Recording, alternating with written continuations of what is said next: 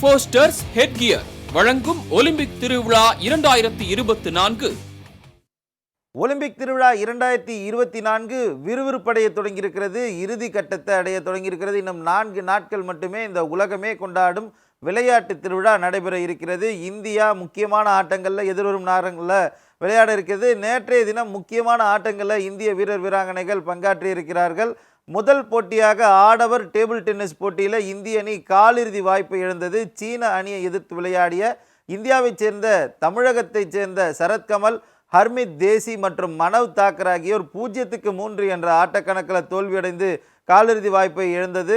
தோல்வி துவக்க விழாவில், அதாவது இந்த ஒலிம்பிக்கின் துவக்க விழாவில் இந்திய கொடியை கையில் ஏந்தி வழிநடத்திய சரத்கமல் உள்ளடக்கிய இந்திய அணி தோல்வியடைந்தது ரசிகர்களிடையே மிகுந்த ஏமாற்றத்தை ஏற்படுத்தியது என்று தெரிவிக்க வேண்டும். இந்தியாவின் தங்கமகன், ஈட்டி சூரன் என பல்வேறு பெயர்களால் அழைக்கப்படும் நீரஜ் சோப்ரா இந்த ஒலிம்பிக்கில் இறுதிப் போட்டிக்கு முன்னேறி இருக்கிறார். 89.34 மீட்டர் என்ற தூரம் ஈட்டியை எறிந்ததன் மூலம் இறுதிப் போட்டிக்கு இவர் தகுதி பெற்றிருக்கிறார். இவர் இந்த போட்டிக்கு தகுதி பெற்றதன் மூலம் இறுதி களம் சூடுபிடிக்கும் என எதிர்பார்க்கப்படுகிறது. ஏனென்றால் சர்வதேச அளவில் ரேங்கிங்கில் முன்னிலையில் இருக்கக்கூடிய நீரஜ் சோப்ரா ஏற்கனவே அவரை காட்டிலும் முன்னிலையில் இருக்கக்கூடிய வீரர்களுடன் இந்த களத்தில் இருப்பதால் இந்த போட்டியில் நிச்சயமாக இந்தியாவுக்கு ஒரு பதக்கம் வெல்ல வாய்ப்பு இருப்பதாக நம்பப்படுகிறது.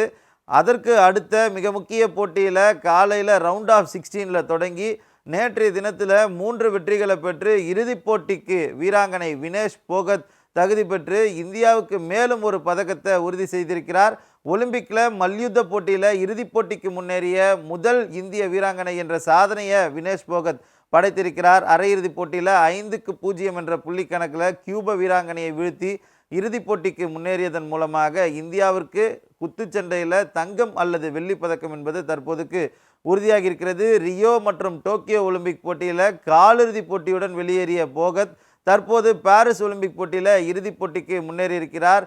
வினேஷ் போகத் என்பது கடந்த சில மாதங்களுக்கு முன்பாக டெல்லியின் சாலைகளில் இறங்கி தடகள சங்க தலைவர் பிரிஜ் பூஷனை கண்டித்து போராட்டத்தில் கலந்து கொண்ட இவரை தரவனை இழுத்து கொண்டு சென்று கைது செய்த காவல்துறை அதே வினேஷ் போகத் களமாடும் இறுதிப் போட்டியை காண நாளை இந்தியா முழுவதும் ஆவலோடு காத்திருக்கிறது என்று தெரிவிக்க வேண்டும்.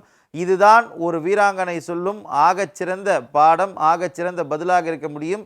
எந்நிலையிலும் தன் நிதானத்தை இழக்காமல் அவரது பர்ஃபார்மன்ஸை மேம்படுத்தி தனது செயலின் மூலம் இந்த வெற்றியை பெற்று காண்பித்திருக்கிறார். இறுதிப் போட்டியில் தங்கப்பதக்கத்தை வென்றெடுக்க வேண்டும் என்பது ஒட்டுமொத்த இந்தியாவின் ஒற்றை கோரிக்கையாக, ஒற்றை எதிர்பார்ப்பாக இருக்கிறது.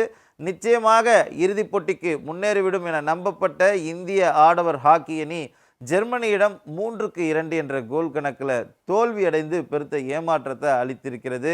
ஆட்டத்தின் முதல் கோலை இந்தியா அடிக்க இந்தியா முழுவதும் உற்சாகத்துடன் இருக்க ஜெர்மனி அடுத்தடுத்த 2 கோல்களை அடித்தனர். ஜெர்மனியின் 2 கோல்களை சமன் செய்ய இந்திய வீரர்கள் கடுமையாக போராடி மற்றும் ஒரு கோலை அடித்தனர். ஆட்டம் விறுவிறுப்படைய தொடங்கியது. கோல் 2-2 என டையாகி இருந்த நிலையில் மேலும் அந்த வெற்றிக்கான அடுத்த ஒரு கோலை யார் அடிக்கப் போகிறார்கள் என்று எதிர்பார்த்து கொண்டிருந்த நேரத்தில் ஜெர்மனி மற்றும் ஒரு கோலை அடித்து வெற்றியை பெற்று இறுதிப் போட்டிக்கு முன்னேறியது. ஹாக்கி போட்டியில் 1980க்கு பிறகு கிட்டத்தட்ட 44 ஆண்டுகால தங்கத்திற்கான இயக்கம் என்பது இந்தியாவுக்கு தொடர்கிறது என்பதே உறுதி. இறுதியாக 1980ஆம் ஆண்டு இந்திய ஆடவர் ஹாக்கி அணி இறுதிப் போட்டிக்கு முன்னேறி தங்கப்பதக்கத்தை வென்றிருந்தது. அது ஹாக்கி போட்டியில் ஒலிம்பிக் தொடரில் 8வது பதக்கம், தங்கப்பதக்கம். அதுவே இதுவரையில் இறுதிப் பதக்கமாகவும் இருக்கிறது. கடந்த ஒலிம்பிக்கில் இதே ஜெர்மனியை 5-4 என்ற கோல் கணக்கில் வீழ்த்தி தான் 41 ஆண்டு கால இடைவெளிக்கு பிறகு இந்திய ஆடவர் ஹாக்கி அணி ஒலிம்பிக்கில் வெண்கல பதக்கத்தை வென்றது என்பதும் குறிப்பிடத்தக்கது. நாளைய தினம் முக்கியமான ஆட்டத்தில், அதாவது பிரான்ஸ் மெடலுக்கான ஆட்டத்தில் ஸ்பெயின் அணியை இந்திய ஆடவர் ஹாக்கி அணி எதிர்கொள்ள இருக்கிறது என்பது குறிப்பிடத்தக்கது. இதுவரையில் இந்தியா பெற்றிருக்கக்கூடிய அந்த 3 வெண்கல பதக்கங்கள்னால எந்த இடத்துல அவர்கள் இருக்கின்றார்கள், முதல் 5 இடங்களில் இருக்கக்கூடிய சர்வதேச நாடுகள் என்னென்ன என்பதை தற்போது பார்க்கலாம். பாரிஸில் கோலாகலமாக நடைபெற்று வரும் ஒலிம்பிக் போட்டியில் 24 தங்கம், 31 வெள்ளி, 31 வெண்கலம் என மொத்தம் 86 பதக்கங்களோடு அமெரிக்கா முதலிடத்தில் நீடித்து வருகிறது. 22 தங்கம், 21 வெள்ளி, 16 வெண்கலம் என மொத்தம் 59 பதக்கங்கள் பெற்று சீனா 2வது இடத்திற்கு தள்ளப்பட்டது. 14 தங்கம் 12 வெள்ளி 9 வெண்கலம் என மொத்தம் 35 பதக்கங்கள் பெற்று ஆஸ்திரேலியா 3வது இடத்திற்கு முன்னேறி உள்ளது. இதேபோல் 13 தங்கம் 16 வெள்ளி 19 வெண்கலம் என மொத்தம் 48 பதக்கங்களோடு பிரான்ஸ் பதக்கப்பட்டியலின் 4வது இடத்திற்கு தள்ளப்பட்டது. மேலும் 12 தங்கம் 15 வெள்ளி 19 வெண்கலம் என மொத்தம் 46 பதக்கங்களோடு பிரிட்டன் பதக்கப்பட்டியலில் 5வது இடத்தில் நீடித்து வருகின்றது. இந்த பதக்கப்பட்டியலில் இந்தியா 3 வெண்கல பதக்கங்கள் வென்று 63வது இடத்தில் உள்ளது குறிப்பிடத்தக்கது. ஒலிம்பிக்ல இன்று 12வது நாள் மல்டிபிள் மெடல்ஸை இந்தியா வெல்லும் என எதிர்பார்ப்பு இருக்கக்கூடிய நாள். அதற்கான வாய்ப்புகளும் கூட இருக்கிறது.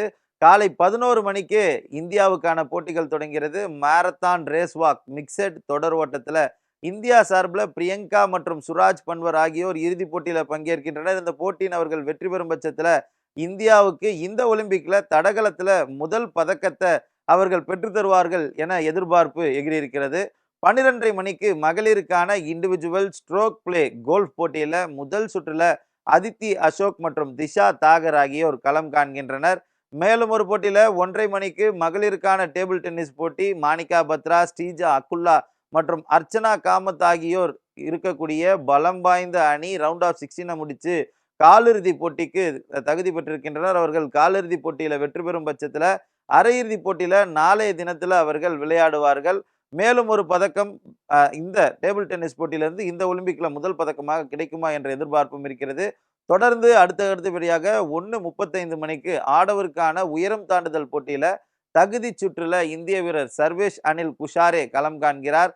அடுத்தபடியாக 1:45 மணிக்கு மகளிருக்கான 100 மீட்டர் தடை ஓட்ட போட்டியில இந்திய வீராங்கனை ஜோதி யாராஜி முதல் சுற்றுல களம் காண்கிறார். ஜோதி யாராஜி சர்வதேச அளவுல ஹேர்டில்ஸ்ல பல்வேறு சாதனைகளை புரிந்த வீராங்கனையாக இருக்கிறார். அவர் மீதும் எதிர்பார்ப்பு அதிகரித்திருக்கிறது. 1:55 மணி அளவுல மகளிருக்கான ஈட்டி எறிதல் போட்டியில குரூப் ஏவுக்கான தகுதி சுற்றுல இந்தியாவின் அன்னுராணி கலந்து கொள்கிறார். 2 மணிக்கு மகளிருக்கான 53 கிலோ எடைப்பிரிவு குத்துச்சண்டை போட்டியில இந்தியா சார்பில் அன்டிம் களம் காண்கிறார். இவர் ரவுண்ட் ஆஃப் 16 சுற்றுல வெற்றி பெற்று அடுத்த சுற்றுக்கு முன்னேறும் போது இன்றைய தினத்திலேயே மாலை 4 மணி அளவுல காலிறுதி போட்டியை எதிராளியை களத்துல சந்திப்பார். மேலும் தொடர்ந்து அவர் காலிறுதியில் வெற்றி பெறுவதன் மூலமாக அரையிறுதி போட்டிக்கு முன்னேறினால் இன்று இரவு 10 மணிக்கு அரையிறுதி போட்டியிலும் விளையாட தகுதி பெறுவார் என எதிர்பார்க்கப்படுகிறது. அதற்கான அட்டவணையும் ஏற்கனவே தயாரில் இருக்கிறது.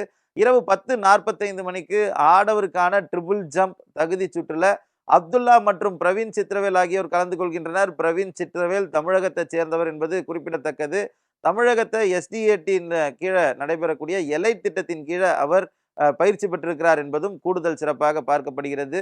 இரவு 11 மணிக்கு நடைபெறும் மகளிருக்கான பளுதூக்குதல் போட்டியில் இந்தியாவின் நம்பிக்கை நட்சத்திரம் மீராபாய் சானு களம் காண்கிறார். இப்போட்டியில இந்தியா பதக்கத்தை கட்டாயம் வெல்லும் என்பது அனைவரின் நம்பிக்கையாக இருக்கிறது.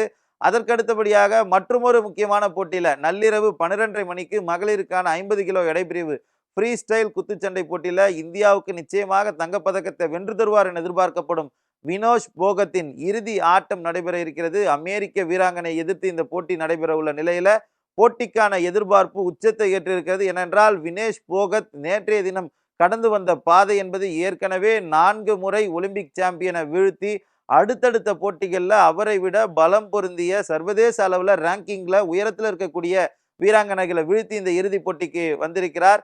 இறுதிப் போட்டியில் பதக்கம் வெல்லும் பட்சத்தில் எந்த பதக்கம் வென்றிருந்தாலும்